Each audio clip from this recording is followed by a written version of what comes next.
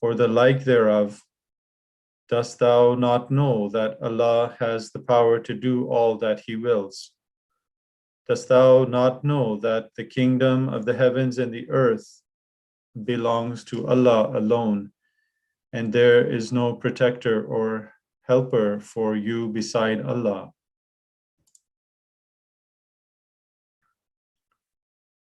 Today, inshallah, I will be discussing the points which we find in this verse from the Holy Quran. It's a continuation of my Dars al-Quran on the topic of why we need to read the Holy Quran. This verse actually explains to us the reasons why there are differences in the revelations that came before, why there are changes, and so on and so forth, which we'll go into. Yesterday, I was finishing on the topics which we were covering before we cover the need for the Holy Quran itself, the introductory topics. And the one which I was discussing yesterday at the end was about our religion's man-made. So I mentioned the 4 points which Hazrat Muslim Maud Raziyallahu Ta'ala Anhu has given, which he says that religions will be established in the world, reveal some distinguished features. So the distinguished features, just briefly, number 1 was that the prophets who came with the message, they were always very poor, and they didn't have support of the people and support of governments. They are in fact powerless and without sufficient finances, and God was the one who backed them. The second is that their lives were an example that they were not liars, that they were truthful and honest, that people can trust in them, that people can confine their property with them. And they were known as not being hypocrites and being liars. This is a proof that those people who bring those messages are true. When we discover about the personality of the person prior and even after, the person, which we find it in our recent history about various peoples who claim to be of such high spiritual status, that of being prophets, so on and so forth, but their actual life does not, the proof of their life does not show that they are in that high category of sinless life. And then the third was about the point was that they did not have the knowledge and the power in order that their followers would make such great accomplishments.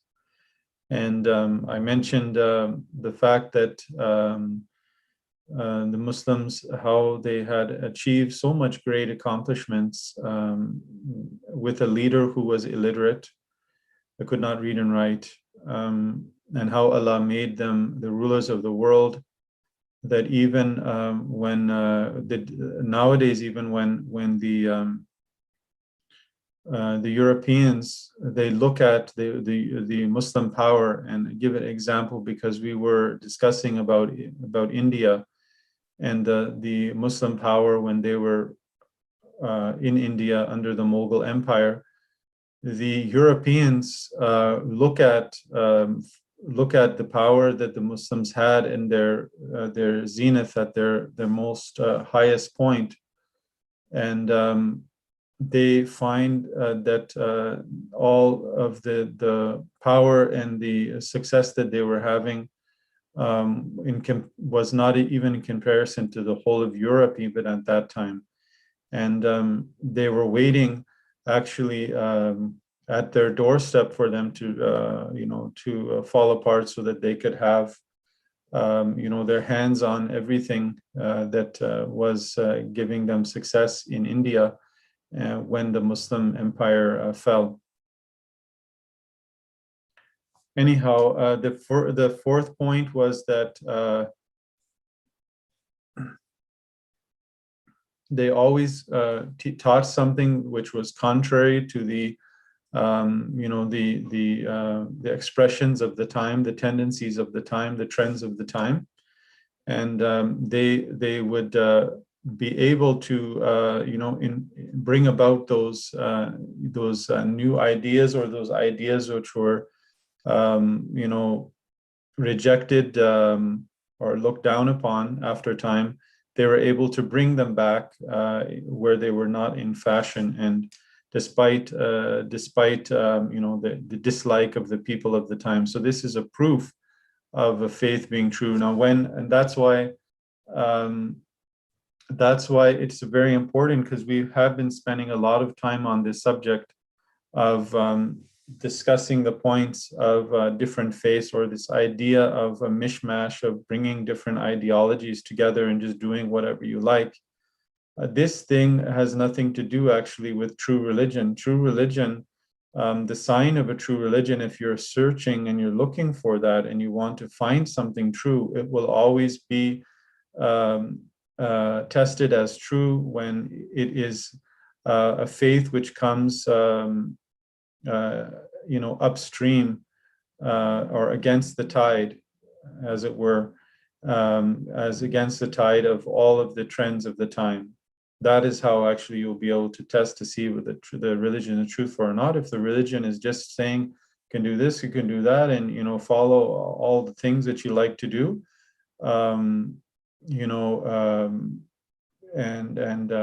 this is something which will definitely prove that it's false. When Hazrat Muhammad ﷺ came, I told you about the fact that he was looked down upon because he was Arab, and this was against the tide, because the Persians were in fashion at that time. So how could they look up?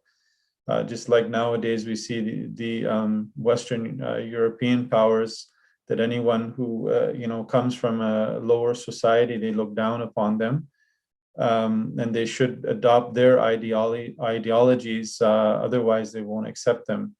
So as we see also with the promised Messiah, والسلام, when he came, he spoke about the death of Jesus, which completely enraged the Muslims and the Christians alike. And also because he claimed that he was the second coming of Krishna, and that he came to India and he spoke against the reincarnation. The Hindus were outraged by this. So this was a proof of the promised Messiah والسلام, being from God and reviving the true teaching of Islam. Now the next point, which I'd like to mention here, is the fact that, which is the fifth point, which Hazrat Muslim Maud Radhiyallahu Ta'ala Anhu says, and he says, the founders of religions have all shown signs and miracles. Every one of them announced at the outset that his teaching would prevail, and that those who might seek to destroy it would themselves be destroyed. They were without means and ill-equipped. Their teachings were contrary to firmly established beliefs and habits of thinking, and provoking the fiercest opposition of their people. Yet they succeeded, and when they had foretold, what they had foretold had come to pass. Why were their prophecies and their promises fulfilled? No doubt there have been others, generals and dictators, who have attained to apparently similar success, but it is not success which is in point. It is success which is foretold, which is attributed to God from the beginning, success on which is staked the Prophet's whole moral reputation, and which is achieved in spite of the worst opposition. Napoleon, Hitler, Genghis Khan rose high from humble positions, but they did not set themselves against any thought current of their time, nor did they declare that God had promised them victory in spite of opposition. So we can see this was the trend with all of the prophets from Allah, that Allah backed them and supported them despite them being of humble means, and also they also said that they are from God, and this was a proof that they were from God, because their teaching lasted. And even as a Muslim out, he says that one of the proofs of that is that even those people, leaders like Hitler or Napoleon, even though people might get carried away with them, but the way in which people follow religious teachers to the letter, to every detail of what they say, this is something which shows that they were truly from God. Now, I would like to go back to the verses which I recited in the beginning of this dars. And Hazrat Muslim Maud Raziyallahu Ta'ala Anhu, he has explained them in various places, and in the one of the groundbreaking speeches which he delivered, which is entitled Real Revolution, he explains these verses, and he says that the Holy Quran lays down a principle that every order based on religion either become out of date in time, or people forget it. It might get out of date in two ways. People mix other things into it, or it teaches no longer suits prevailing conditions. For instance, we need a new suit of clothes when the old one is worn out to such an extent that it no longer fulfills our need. Or we need a new outfit for a growing child even when his old clothes are still in use, because he has in the meantime outgrown them.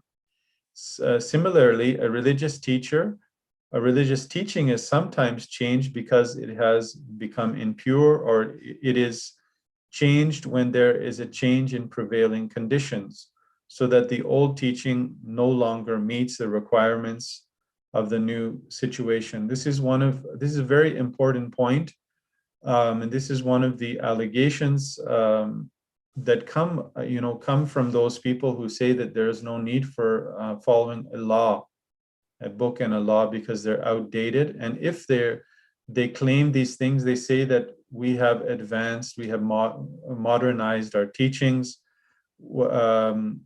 Where is the proof in that? This is just a saying. This is just an idealistic thinking, but it's not actually something truthful and substantial. It's basically that people, they're adding things to their faith, whereas that was not originally intended in it.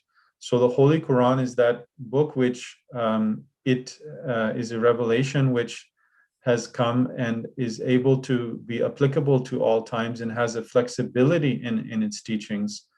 And this is something which inshallah will further explain.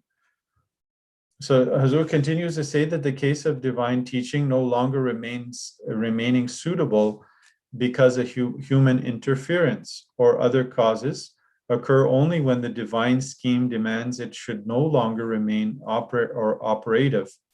For otherwise, it always remains under divine protection, so that it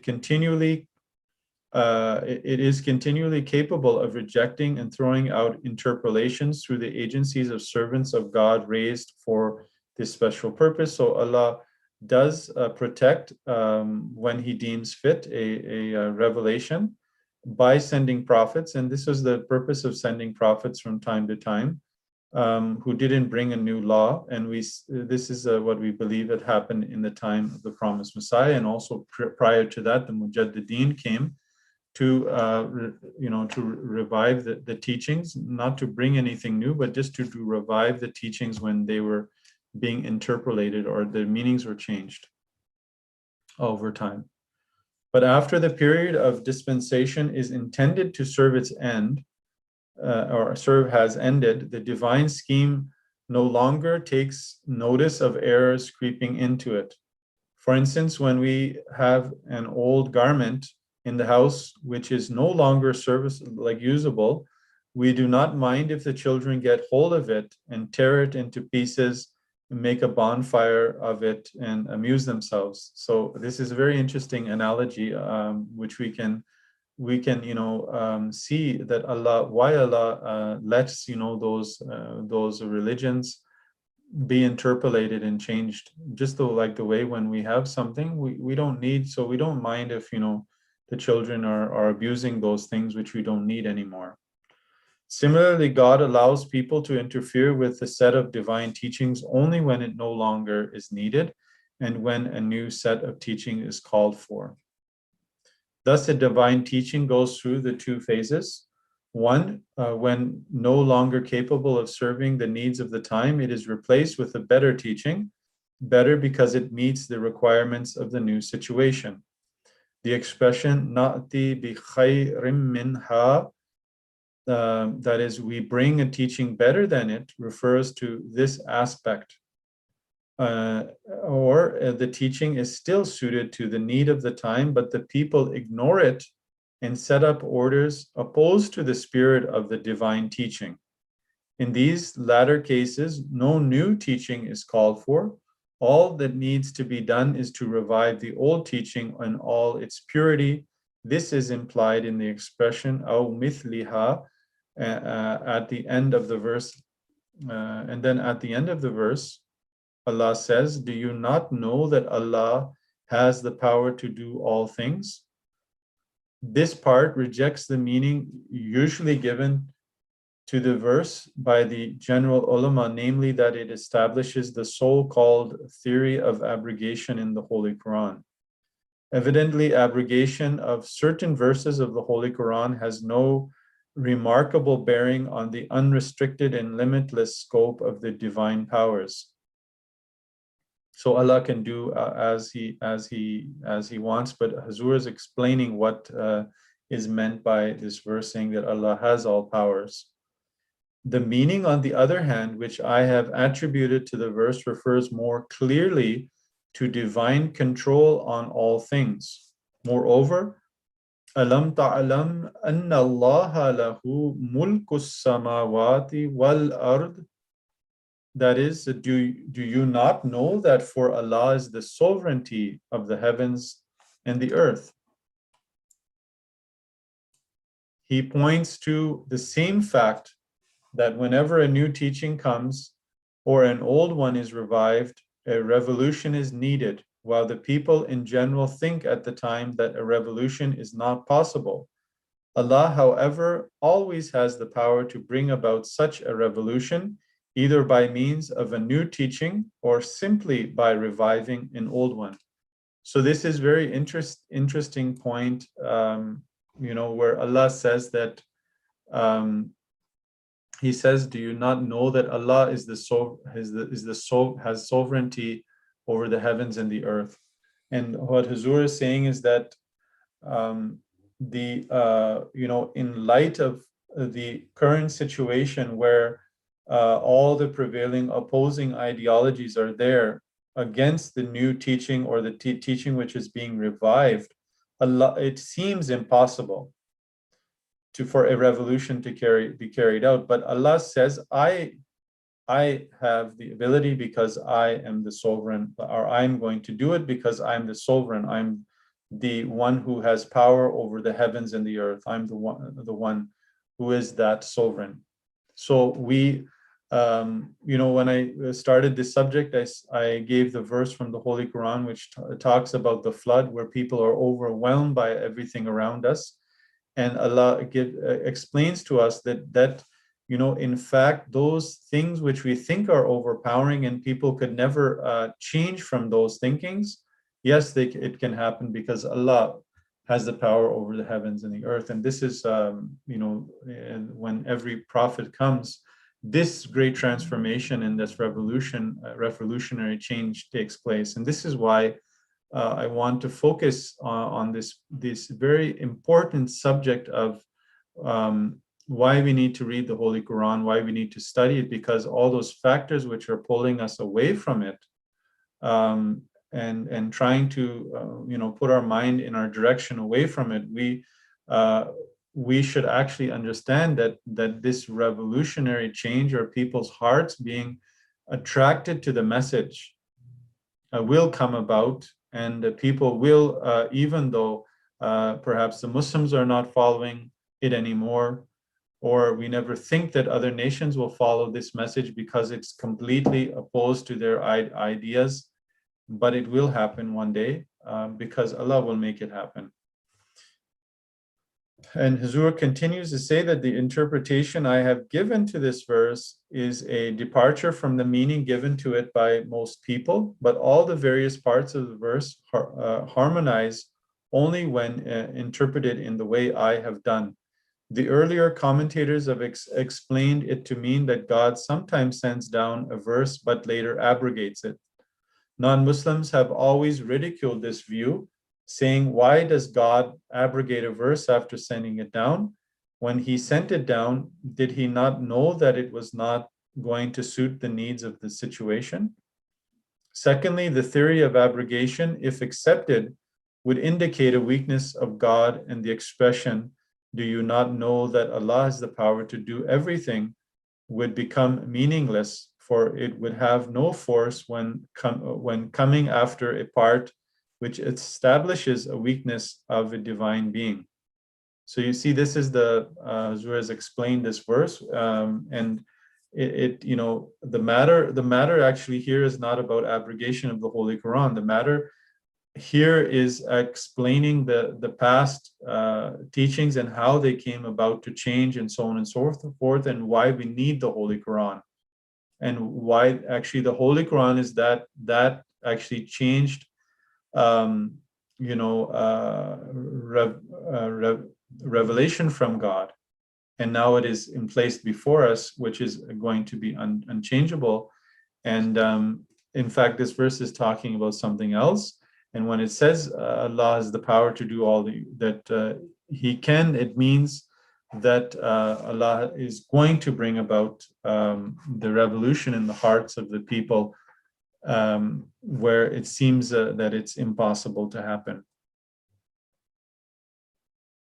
On the other hand, the meaning which I ascribe to the verse, he says, contains a manifestation of divine power, since it is by no means an easy thing to efface or erase the formal principles of conduct well ingrained in the human mind, which people are not inclined to give up, and to establish a new point of view, altogether a new principle in its place.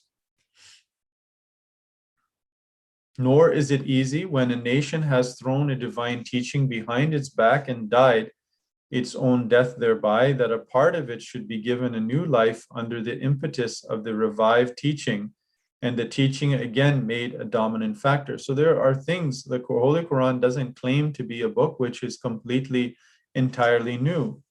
The things which are from the past, which are being revived, which people don't like, and they say that, oh, you're taking, it's just like the idea of people borrowing from other faiths, right? This whole idea of amalgamating faiths. They think that this is what happened with Islam, but actually this is a revival of the old teachings, which is the plan of Allah. And the rejection of this, the people, when they reject these things, they say, they say, no, you're just copying something, and there's no need to follow this. You're just copying the old things. Whereas here, Allah is explaining the fact that that Islam is not a fundamentally entirely new idea. It has brought back old ideas which have been lost or have been rejected, and it has introduced new ideas which are universal in perspective and scope. Now, why do the religions, why do they differ, and why are there, this is in connection with this verse and with this topic, and it's very important because when person is actually trying to read the Holy Quran, he'll come with stories and understand about the past stories about prophets, and then he'll read in the Holy Quran about all of this. So we basically, we understand that there is an evolutionary process of the divine revelation, and it is applicable for the need of the time, and when the conditions change, there is then a new teaching which comes, and we can see that the wisdom. This is the wisdom behind it, and why we find there are different teachings all around the world today, and why that it happened. And this is the explanation to this, and it's a very simple explanation. It doesn't create any misunderstanding about misunderstanding or disharmony between the faiths. And then the interpolation aspect of it is very clear, and is something I think that even if a person of very less knowledge who would just look into it will understand that from the scholars of every faith, or scholars who go over history of the development of religion, will always find that there has been interpolation, or there has been changes or things added to it, and which has sort of because of this, the teaching don't look anymore like they were, right? So that's how that's another aspect on top of this, why the teachings are different.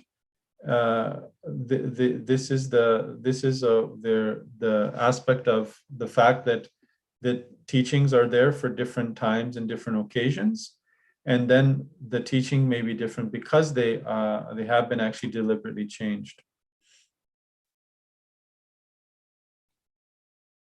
And then Huzur, he said that he explained the fact that when we look at the time of the beginning of the message of revelation to Adam alayhi salam, and then Noah, the message after Noah, the people started to disperse from that place.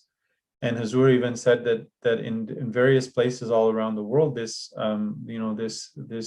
history can be found, that the people have recorded the story of Noah's flood.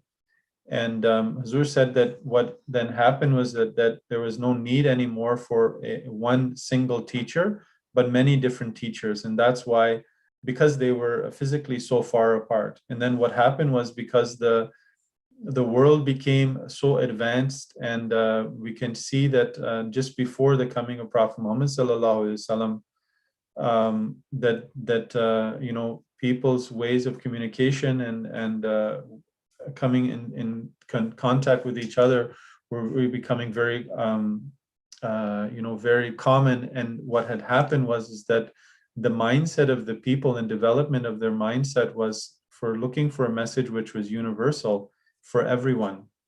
And that is why there was the coming, or the need of a universal message of Islam, which is basically coming back to the idea that from the beginning, that the message was one and universal when the people were together with Adam. And then when they dispersed, the message had to be sent to all different people, and in their different locations and their different advancements, so that they have different slightly different message.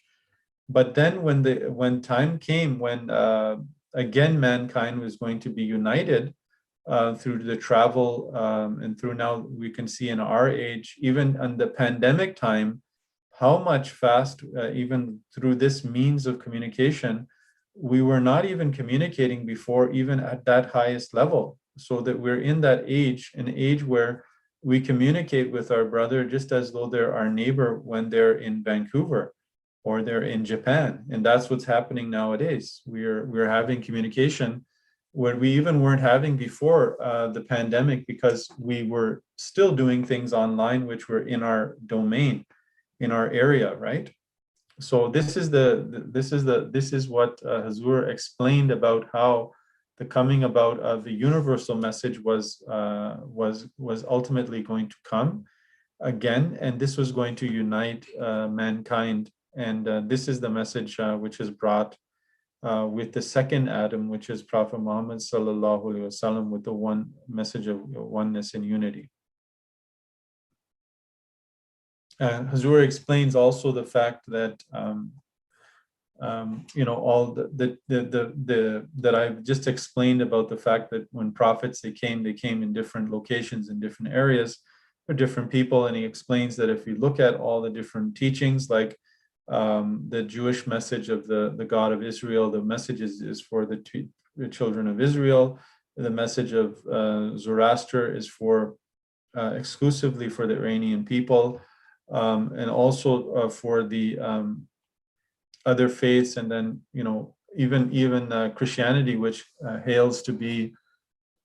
claims to be universal. They say that, but Jesus said that I have not come but for the lost sheep of the house of Israel, and also he claimed that I am. If you don't recognize me, then you don't know the message that came from Moses. So he was, and he said that I did not come but to change a jot of the law, only to fulfill. So he was basically only there for the children of Israel, and those children of Israel who had left Israel, and which were called the lost sheep of the house of Israel.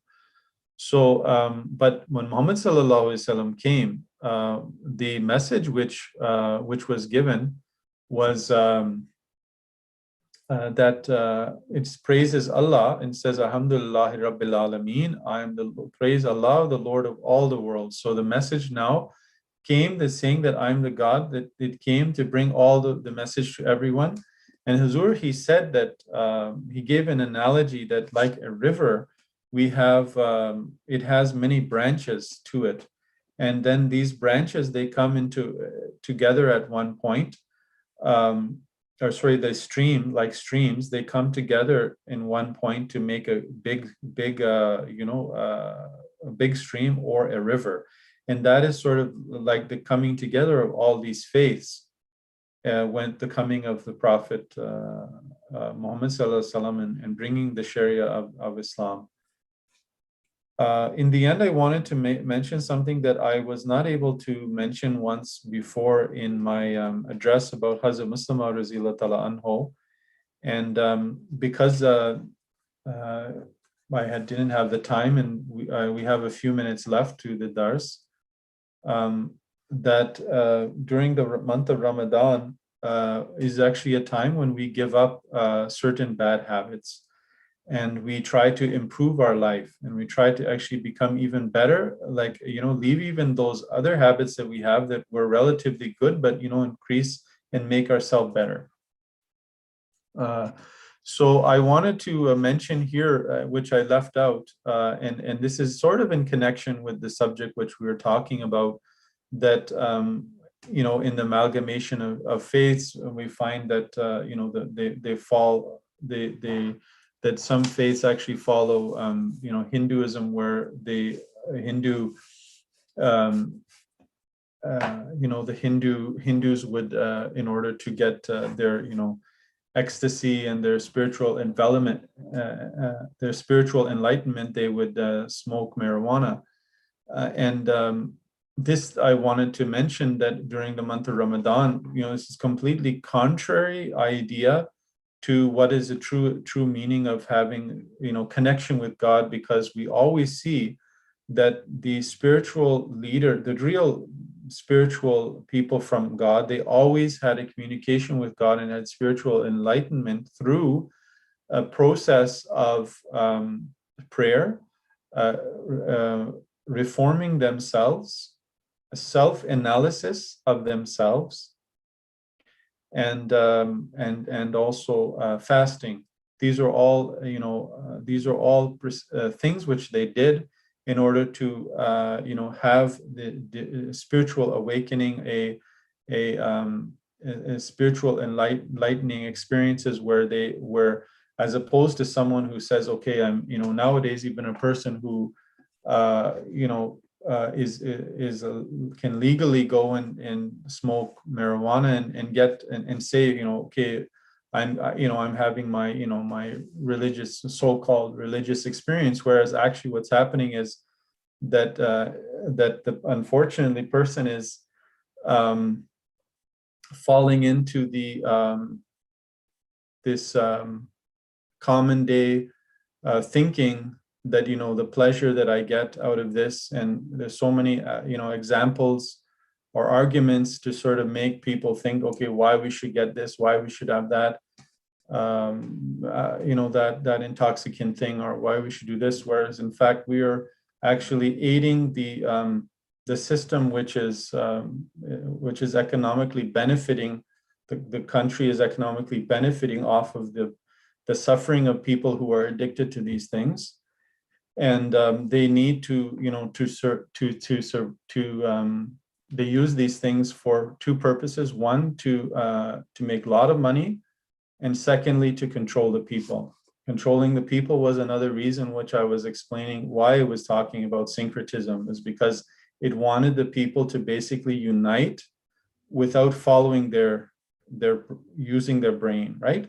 So and just thinking about how we can just, okay, let go of our, traditions, let go of our, which guide us and give us a strong, balanced way of thinking and looking forward, right?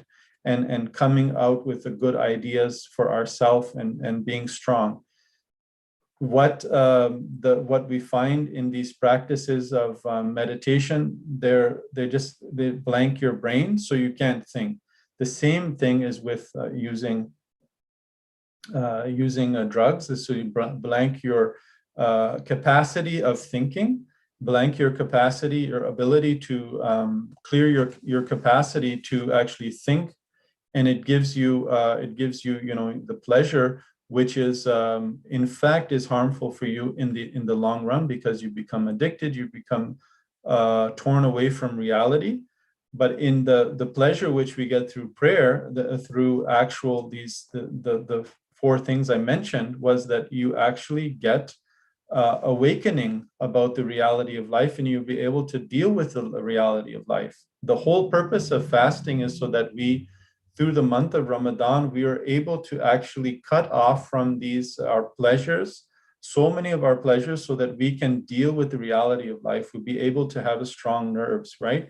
And I wanted to mention this in connection to this, is that, and the other thing is basically so that we can be strong and we can think for our own selves. Drugs and being addicted to certain things become means of controlling people and not letting them be able to be confident in themselves.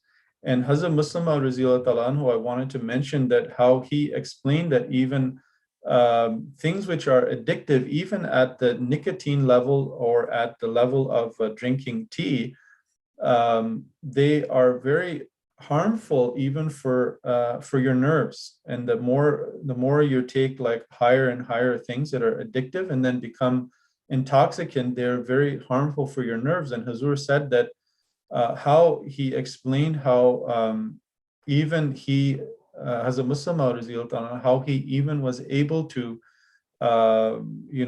if he could kick the habit of tea, he did that. Nothing happens to him. And he said that, and this is a very good point for those people who want to serve Jamaat in the future, or thinking that they want their children to serve in the future. He said that, he even said that if someone is even addicted to tea, if they want to go, on last moment, they have to go on some trip for Jamaat where they don't have access to tea. Like somewhere, it could be anywhere. We could go somewhere where we don't have access. He said, well, the person, at that time, he said they need the tea kettle. There's a special tea kettle to brew the tea, and all the tea things and everything along with him. And similarly, a person who has all those other habits that they need with them all the time, have to have a Walkman. I have to have all the time, constantly different things all the time, and need to have, my smoke and this and that.